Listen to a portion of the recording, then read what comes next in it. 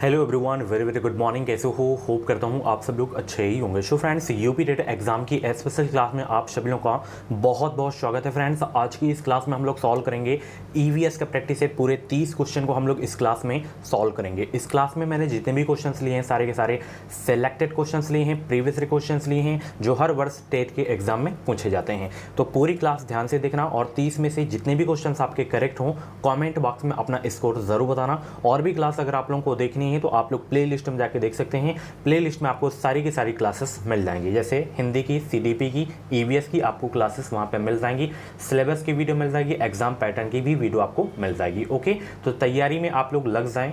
बेहतरीन स्कोर करना है, इस बार क्वालिफाई करना है यूपी टेट एग्जाम को। प्राइमरी एंड जूनियर दोनों लेवल की मैं बात कर रहा हूं, तो चैनल को सब्सक्राइब कर लें, जुड़ जाएं। डेली क्लास से जो है आपकी स्टार्ट हो जाएगी आज से। ओके ना, चलिए बताएंगे सब लोग वॉइस क्लियर आ रही है। क्लास को स्टार्ट किया जाए। सभी को गुड मॉर्निंग। चलिए, पहला प्रश्न आपकी स्क्रीन पे है कि निम्नलिखित भारतीय राज्यों में से जो है किस राज्य की कोई समुद्री सीमा नहीं है। यहाँ पे 4 स्टेट के नाम है, जैसे गुजरात हो गया, गोवा हो गया, राजस्थान हो गया एंड महाराष्ट्र हो गया। तो किस राज्य की कोई समुद्री सीमा नहीं है ये आपको बताना है। देखिए, गोवा की तो है, महाराष्ट्र की भी है, गुजरात की भी है एंड यहाँ पे राजस्थान की जो है कोई समुद्री सीमा नहीं है। तो यहाँ पे 121 का सी आपका बिल्कुल करेक्ट हो जाएगा। ओके ना, इंपॉर्टेंट क्वेश्चन है आपके एग्जाम के लिए। अच्छा, कुल कितने राज्यों से जो है समुद्री सीमा है, कितने राज्यों के पास समुद्री सीमा है? तो टोटल जो है 9 राज्यों के पास है। यहाँ 3 स्टेट के नाम मैंने बता दिए, जैसे गुजरात, महाराष्ट्र, गोवा हो गया, कर्नाटक हो गया, केरल हो गया, तमिलनाडु, आंध्र प्रदेश, उड़ीसा और पश्चिम बंगाल। इन सभी राज्यों के पास जो है समुद्री सीमा है। ओके, चलिए, यहाँ पे ऑप्शन सी आपका बिल्कुल करेक्ट हो जाएगा। अगला प्रश्न है कि किसी नदी के जो है प्रदूषण स्तर की माप की जाती है किसके द्वारा? बताएंगे सब लोग। किसी नदी के जो है प्रदूषण स्तर की माप की जाती है किसके द्वारा? 122 का जवाब देने का प्रयास करेंगे सब लोग। Very very most important question आपके एग्जाम के लिए। कई बार टेट के एग्जाम में ये क्वेश्चन पूछा जा चुका है। तो किसी नदी के जो है प्रदूषण स्तर की जो माप की जाती है वो की जाती है बीओडी से। किससे? बीओडी से। इसका जो फुल फॉर्म होता है बायोकेमिकल ऑक्सीजन डिमांड होता है। फुल फॉर्म नोट कर लेना बीओडी का, बायोकेमिकल ऑक्सीजन डिमांड। यहाँ पे आपका सी वाला बिल्कुल करेक्ट हो जाएगा। ओके, चलिए, वायरस संक्रमण से जो है होने वाला रोग कौन सा है?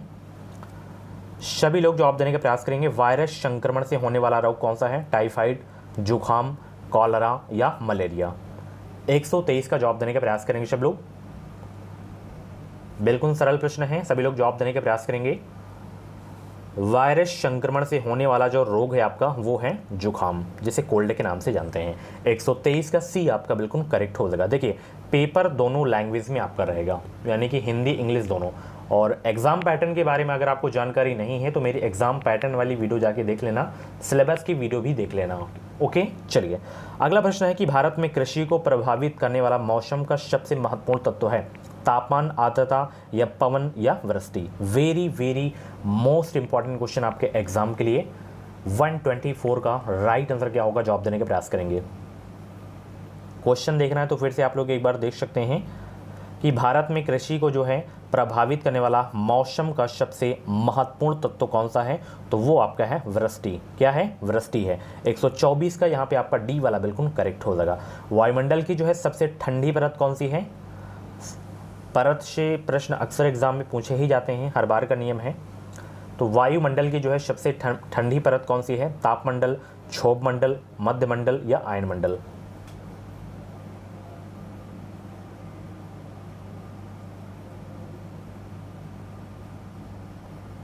तो वायुमंडल की जो है सबसे ठंडी परत जो है वो है मध्यमंडल। ओके, 125 का बी आपका बिल्कुल करेक्ट हो जाएगा। जितनी भी मौसमी घटनाएं घटित होती हैं वो सब क्षोभ मंडल में होता है और ये सबसे निचली परत है। ओके ना, चलिए, वायुयान समताप मंडल में उड़ते हैं।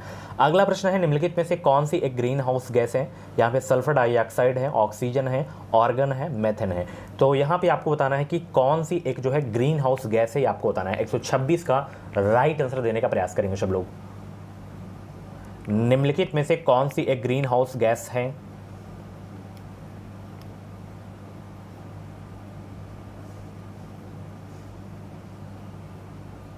बहुत सारे लोग यहाँ पे डी जवाब दे रहे हैं, उनका आंसर बिल्कुल सही हो जाएगा। जैसे यहाँ पे मेथेन है, मेथेन एक ग्रीन हाउस गैस है। और भी अन्य जैसे आपकी गैसें हैं जो ग्रीन हाउस गैस हैं, जैसे कार्बन डाइऑक्साइड हो गया, क्लोरोफ्लोरोकार्बन हो गया, ये सब क्या है, ग्रीन हाउस गैस हैं। यहाँ पे 126 का डी आपका बिल्कुल करेक्ट हो जाएगा। इस वीडियो में 50 लाइक कंप्लीट होना जाना चाहिए, मुझे उम्मीद है कि जो है 50 लाइक कंप्लीट हो जाएगी। अगला प्रश्न है, भारत में प्रोजेक्ट टाइगर की शुरुआत किस वर्ष हुई थी? 1973 में, 1992 में, या 1982 में, या 1999 में? जब भी आप लोग मेरी क्लास देखा करें तो आप लोग अपने पास पेन कॉपी ज़रूर रखा करें। जैसे ये इंपॉर्टेंट क्वेश्चन है तो इसको आपको नोट कर लेना है स्टार लगा के। तो नोट कर लेना सभी लोग कि भारत में जो है प्रोजेक्ट टाइगर की जो शुरुआत हुई थी वो हुई थी 1973 में। यहाँ पे आपका जो है ए वाला बिल्कुल करेक्ट हो जाएगा। बाघों की घटती संख्या को देखते हुए जो है भारत सरकार द्वारा इस प्रजाति की सुरक्षा के लिए जो है 1 अप्रैल 1973 को जो है भारत में जो है प्रोजेक्ट टाइगर की शुरुआत की गई थी। कहाँ की गई थी? जिम कॉर्बेट राष्ट्रीय उद्यान उत्तराखंड में। ओके, चलिए ये आपका बिल्कुल करेक्ट हो जाएगा। अगला प्रश्न है, पृथ्वी तल पर उस काल्पनिक रेखा को क्या कहते हैं जो 180 डिग्री जो है मेरिडियम यामोत्तर पर खींची है? अंतरराष्ट्रीय तिथि रेखा, कर्क रेखा, या विषुवत रेखा, या प्रधान यामोत्तर रेखा? 128 का राइट आंसर क्या होगा ये आपको बताना है। सभी को गुड मॉर्निंग भाई, वीडियो को लाइक कर दो, शेयर कर दो ताकि और सारे बच्चे आ सकें। तो पृथ्वी तल पर उस काल्पनिक रेखा को क्या कहते हैं जो 180 डिग्री मेरिडियम यामोत्तर पर खींची है? तो वो है अंतरराष्ट्रीय तिथि रेखा। 128 का ए आपका बिल्कुल करेक्ट हो जाएगा। अच्छा, आप लोगों से प्रश्न है कि कर्क रेखा भारत के कितने राज्यों से होकर गुजरती है, आपको बताना है। कर्क रेखा जो है भारत के कितने राज्यों से होकर गुजरती है, टोटल स्टेट बताना है, एंड कौन कौन से राज्य से गुजरती है ये भी आपको बताना है, उन राज्यों के नाम। ओके, चलिए अगला प्रश्न है, निम्नलिखित में से किस राज्य में जो है गोल्फ ऑफ मन्नार मैरीन राष्ट्रीय पार्क स्थित है? गुजरात, अंडमान द्वीप, या तमिलनाडु, या पश्चिम बंगाल? 129 का राइट आंसर बताने का प्रयास करेंगे। निम्नलिखित में से किस राज्य में गोल्फ ऑफ जो है मन्नार मैरीन राष्ट्रीय पार्क स्थित है? डेली 8 बजे सुबह क्लास होती है, एंड दोपहर में 2 बजे क्लास होगी, शाम 7 बजे आपकी क्लास होती है। 3 क्लास डेली होंगी। इसके बाद आपकी हिंदी की क्लास होगी। 2 बजे आना मत भूलिएगा आप लोग। एक टाइमिंग सेट कर लीजिए, इसी टाइमिंग पे आपको क्लास देखना है। तो देखिए यहाँ पे जो है गोल्फ ऑफ जो है मन्नार मैरीन राष्ट्रीय पार्क जो है आपका है, ये आपका स्थित है तमिलनाडु राज्य में। ओके, 129 का यहाँ पे आपका बी वाला बिल्कुल करेक्ट हो जाएगा। अगला प्रश्न है, जनगणना 2011 के अनुसार भारत में लिंग अनुपात कितना है? बताइए, 1000 में कितना है लिंग अनुपात 2011 की जनगणना के अनुसार? तो ऑप्शन के हिसाब से देखें तो यहाँ पे आपका ये वाला हो जाएगा 1000 में 940। ठीक है, भारत में प्रथम जनगणना कब हुई थी? 1872 में हुई थी। किसके शासनकाल में हुई थी? लॉर्ड मेयो के शासनकाल में हुई थी। और नियमित जनगणना की शुरुआत जो है 1881 में लॉर्ड रिपन के शासनकाल में हुई थी। ओके, अगर 1872 से जोड़ा जाए तो टोटल 15 जनसंख्या जो है जनगणना हो चुकी है, और स्वतंत्र भारत से देखा तो 7 जनसंख्या हो चुकी है। ठीक है, चलिए निम्नलिखित में से किस एक प्राणी को किसान का मित्र कहा जाता है? Very very most important question आपके एग्जाम के लिए। निम्नलिखित में से किसी एक प्राणी को किसान का मित्र कहा जाता है? सभी को पता होगा, चींटी को, केचुआ को, मधुमक्खी को, या तितली को? तो ये कहा जाता है केचुआ को। ठीक है, यहाँ पे आपको जो है बी वाला बिल्कुल करेक्ट हो जाएगा। और एक जो है प्राणी है उसको भी जो है किसान का मित्र कहा जाता है, जैसे आपका सांप हो गया, सांप को भी जो है किसान का मित्र कहा जाता है। ओके, चलिए अगला प्रश्न है, पर्यावरण को बचाने के लिए चिपको आंदोलन से कौन सा राज्य जुड़ा हुआ है? उत्तर प्रदेश, उत्तराखंड, या झारखंड, या छत्तीसगढ़? 132 का जवाब देने का प्रयास करेंगे सब लोग।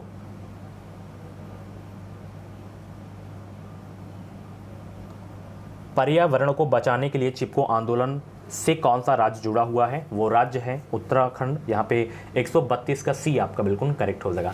एक क्वेश्चन बहुत पूछा जाता है कि सुंदरलाल बहुगुणा का संबंध किससे है? तो इनका संबंध चिपको आंदोलन से है। अच्छा, चिपको आंदोलन की शुरुआत कब हुई थी? तो चिपको आंदोलन की शुरुआत हुई थी 1973 में। ये तीनों के तीनों पॉइंट नोट कर लेना आप लोग। चिपको आंदोलन से हर बार का नियम है, फिक्स है क्वेश्चन आना टेट के एग्जाम में। ओके, चलिए जीवों के व्यवहार का अध्ययन किया जाता है? इटियोलॉजी, या इथोलॉजी, या नियोलॉजी, या डेमोलॉजी? बताएंगे 133 का राइट आंसर क्या होगा? जीवों के व्यवहार का अध्ययन किया जाता है, तो जीवों के जो है व्यवहार का अध्ययन किया जाता है इथोलॉजी के अंतर्गत। 133 का सी आपका बिल्कुल करेक्ट हो जाएगा। ओके, चलिए समुद्री शैवाल किसका महत्वपूर्ण स्रोत है? समुद्री शैवाल किसका महत्वपूर्ण स्रोत है? क्लोरीन का, आयोडीन का, ब्रोमीन का, या लोहा का?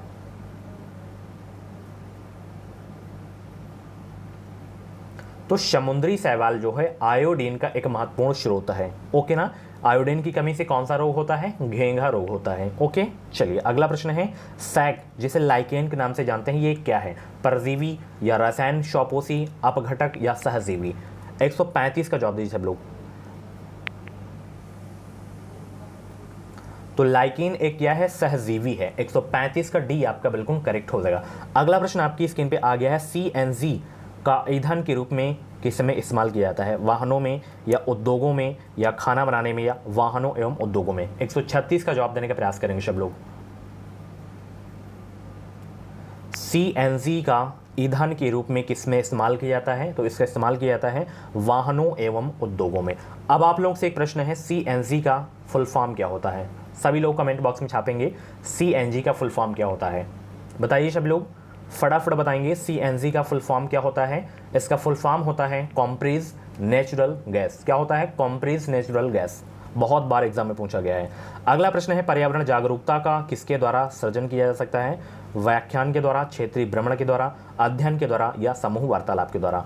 137 का कौन सा आंसर सही होगा ये आपको बताना है। पर्यावरण जागरूकता का किसके द्वारा सृजन किया जा सकता है? क्षेत्रीय भ्रमण के द्वारा जो है सृजन किया जा सकता है पर्यावरण जागरूकता को। ओके, यहाँ पे 137 का बी आपका बिल्कुल करेक्ट हो जाएगा। एलपीजी किसका संक्षिप्त रूप है? एलपीजी का फुल फॉर्म आपको बताना है यहाँ पे। एलपीजी का फुल फॉर्म क्या होगा? 138 का राइट आंसर क्या होगा? एलपीजी का फुल फॉर्म बताइए सब लोग। तो इसका फुल फॉर्म होता है लिक्विफाइड पेट्रोलियम गैस। क्या होता है? Liquefied petroleum gas. यहाँ पे 138 का सी आपका बिल्कुल करेक्ट हो जाएगा। वीडियो को आप लोग लाइक नहीं कर रहे हो, लाइक कर दो फटाफट, 50 लाइक का टारगेट कंप्लीट कर दो। अगला प्रश्न है, पृथ्वी पर पहुंचने से पहले ओजोन परत किन किरणों को अवशोषित करती है? गामा किरणों को, एक्स किरणों को या पराबैंगनी किरणों को या बीटा किरणों को? जो ओजोन परत होती है ये किन किरणों को रोकती है ये आपको बताना है पृथ्वी पर पहुंचने से। देखिए, जो पराबैंगनी किरण होती है ओजोन परत इसको रोकती है पृथ्वी पर पहुंचने से। पराबैंगनी किरण से क्या होता है? त्वचा कैंसर हो जाता है। ओके, यहाँ पे 139 का सी आपका बिल्कुल करेक्ट हो जाएगा। अगला प्रश्न आपकी स्क्रीन पे है, चमगादड़ स्तनधारी है क्योंकि वह क्या है? उड़ता है या रात्रिचर है या शाकाहारी है या बच्चे देता है? बताएंगे सब लोग। चमगादड़ स्तनधारी है क्योंकि वह क्या है? बच्चे देता है। यहाँ पे 140 का डी आपका बिल्कुल करेक्ट हो जाएगा। बच्चे देता है, बट चमगादड़ को स्तनधारी वर्ग में रखा गया है। ओके, चलिए, क्योंकि यह बच्चा देता है और साथ ही दूध पिलाता है। ओके ना, चलिए, पर्यावरण की परिभाषा क्या है? एबायोटिक एवं बायोटिक घटक या समुद्र तल के नीचे पृथ्वी पर वस्तुएं, चीजें जो हमको घेरती हैं, उपयुक्त में से कोई नहीं। तो पर्यावरण की परिभाषा क्या है? 141 का जवाब देने का प्रयास करेंगे सब लोग। और कुछ भी डाउट्स है टीचिंग एग्जाम से रिलेटेड, टेट से रिलेटेड, सीटेट से रिलेटेड, तो आप लोग मुझे जो है इंस्टाग्राम पे फॉलो करके डीएम कर सकते हैं। लिंक वीडियो के डिस्क्रिप्शन बॉक्स में दे दिया हूँ इंस्टाग्राम आईडी की। तो पर्यावरण की परिभाषा क्या है डियर? पर्यावरण की परिभाषा है एबायोटिक एवं बायोटिक घटक। 141 का ए आपका बिल्कुल करेक्ट हो जाएगा। अगला प्रश्न है, निम्नलिखित अंतर्राष्ट्रीय संस्थाओं में से जो है कौन सी संस्था वन्य जीवन संरक्षण के प्रति समर्पित है? वो कौन सी संस्था है बताइए सब लोग। ये संस्था से जरूर प्रश्न आते हैं। एक प्रश्न पिछली बार WWF का फुल फॉर्म पूछा गया था। निम्नलिखित अंतर्राष्ट्रीय संस्थाओं में कौन सी संस्था वन्य जीवन संरक्षण के प्रति समर्पित है? तो वो संस्था है UNDP। ओके, यहाँ पे आपका जो है बी वाला बिल्कुल करेक्ट हो जाएगा। अगला प्रश्न है, कृत्रिम वर्षा के लिए मेघबीजन के लिए प्रयुक्त रसायन कौन सा है? Silver nitrate, potassium bromide, silver iodide या पोटेशियम नाइट्रेट? कृत्रिम वर्षा के लिए मेघबीजन के लिए प्रयुक्त रसायन कौन सा है? वो है सिल्वर आयोडाइड। यहाँ पे आपका जो है सी वाला बिल्कुल करेक्ट हो जाएगा। अगला प्रश्न है, बायोडीजल तैयार किया जाता है? बायोडीजल तैयार किया जाता है यूट्रिकुलेरिया से, जैट्रोफा से, देवदार से या यूकेलिप्टस से?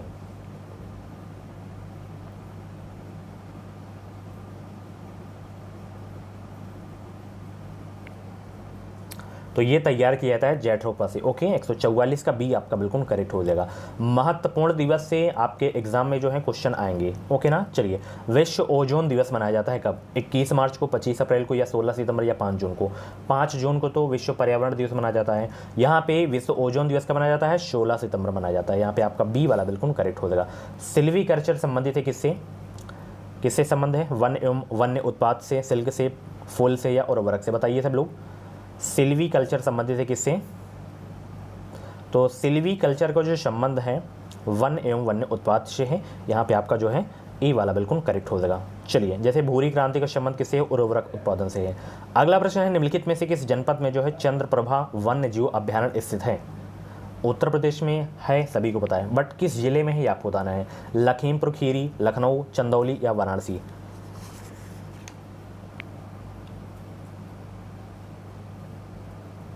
तो चंदौली में ही है, ठीक है। और लखीमपुर खीरी जो है उत्तर प्रदेश का क्षेत्रफल में सबसे बड़ा जिला है। यहाँ पे दुधवा राष्ट्रीय उद्यान है, ये भी आपको याद रखना है। अगला प्रश्न है, निम्नलिखित में से कौन जो है द्वितीय श्रेणी का उपभोक्ता है?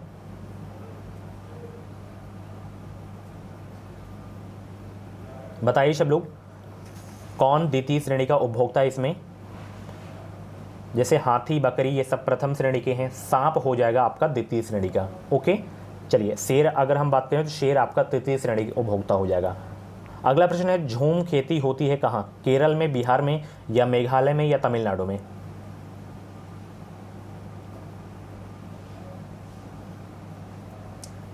तो ये जो है झूम खेती जो है भारत के पूर्वोत्तर राज्यों में होती है, जैसे मेघालय राज्य हो गया, नागालैंड हो गया।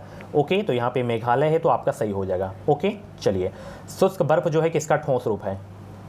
शुष्क बर्फ किसका ठोस रूप है? Ammonia, carbon dioxide, nitrogen, oxygen.